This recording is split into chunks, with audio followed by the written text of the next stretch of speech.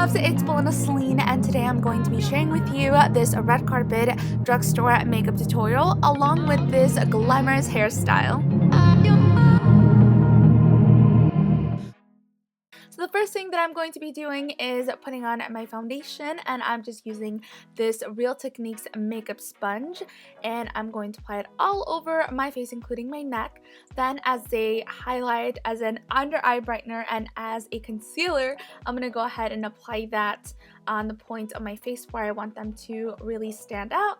And then I'm going to go back and add just a little bit more underneath my eyes and blend it out as well. Now we want to make sure that everything stays put and that it's not going to crease or anything. So I'm going to start baking by grabbing some of this loose powder, and I'm going to add it all the places that I added concealer. To contour my face and also give me a bronzy look, I'm going to be using the NYX Wonder Stick, and I'm going to apply that underneath my cheekbones, on my temples, and also down the bridge of my nose, and then grab a sponge and blend it all in.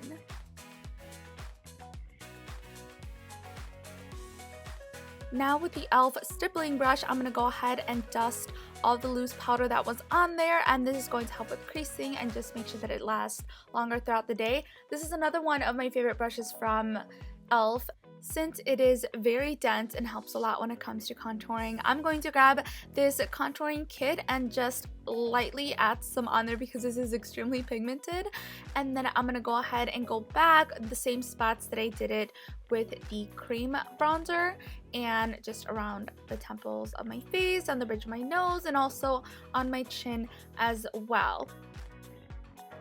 For my blush, I'm going to dig into this e.l.f. powder blush palette, which I really love. The colors are really pretty, and also the brush is just one of my favorites. I love their brushes. For the brows, I'm going to grab the L'Oreal pencil, and I really like both sides. One of them has a spoolie and the other side has the very small fine tip to stencil on my eyebrows. I just go ahead and I trace out the shape of the brow that I want, and then I'll go in and draw little hairs to make it look a little bit more natural. And with the spoolie, it helps me spread it out and fade it at the very edge, so it's really easy to do. I recently found this brush cleanser and I am obsessed. It smells great, and it also helps clean my brushes in between makeup, so that way I can go ahead and reuse one of the brushes without having to give it a full wash, because we all know how long that takes. So I just went ahead and I cleaned this brush, add a little bit of concealer, and I'm just cleaning up the brows, which helps out a lot and just makes them look a lot more neat. Prior to applying any eyeshadow on my eyelids, I make sure to go in with a primer. This is going to ensure that the colors pop, stay, and last during the whole day, and it just makes blending a lot easier.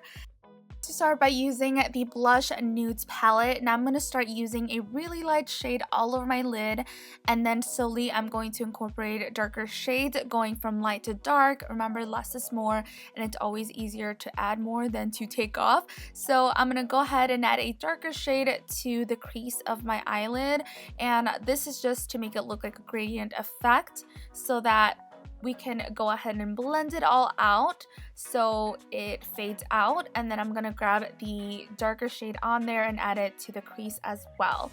Then after that, I'm going to go in with a darker shade, and this one is from ColourPop Cosmetics, and it is in the shade Cricket. And I find it that it's a lot easier to apply and blend it with the tip of my finger as opposed to a brush. I just feel like I get more of the pigment since it is a little bit of a creamy eyeshadow. Alright, so now let's move along to another palette, and this one is from Wet n Wild, one of my favorites. And I just wanted a little bit darker in the corner, so I'm just going to grab a little bit of the shade and add it on. Then going in with a smaller brush, and I love this one, it's so tiny. I can't find one like it anywhere, and I'm so glad that e.l.f. carries it as well. I'm going to apply that to my waterline or underneath my waterline on my lash line, and I'm just going to go ahead and blend it out. Now in order for it to look a little bit more smoky, I'm going to go in with a lighter shade and apply that on top of that. I'm going to dip that same brush in the Revlon highlight stick and add that to the inner corner of my eyes.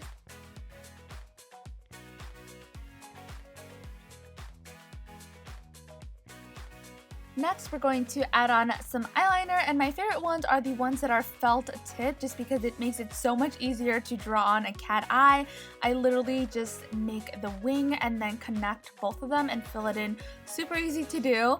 And then we're gonna go ahead and curl our eyelashes. That way we can add some falsies on, and these were only $1. How inexpensive is that? And I'm gonna show you guys a little bit of a trick that I like to do to make them look more full and a little bit more wispy. So I'm just gonna grab some mascara and then add some mascara on there.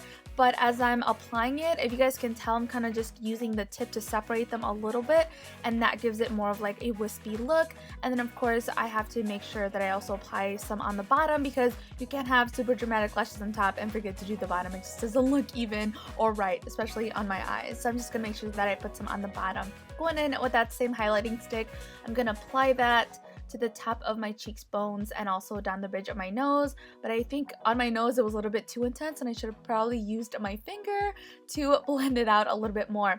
For the lips, I'm going to go in with this Revlon lip color, and I did like it, but on top of that I actually added a NYX liquid lipstick on there, and it's in the shade Spoken. I'll have a link down below where you guys can find it as well, but this was what it looked like before, but I did want it to be a little bit more natural, so I added the other lipstick on top of that. So let's move on to our hair. I'm just going to add a little bit of hair oil so that it's easier to braid my hair, and also it just takes away all the little frizzy hair. So I'm just gonna go ahead and part all my hair to one side, and then we are doing a reverse braid. So just like a regular braid or French braid, it's called a Dutch braid, and you're just gonna go in the direction in the opposite way, if that makes any sense. I think it takes a while to get used to. It definitely did take some practice on my part because I wasn't used to maneuvering my hands that way. But if you think about it, you're just doing the exact same movements of a French braid, but you're reversing it so it goes out.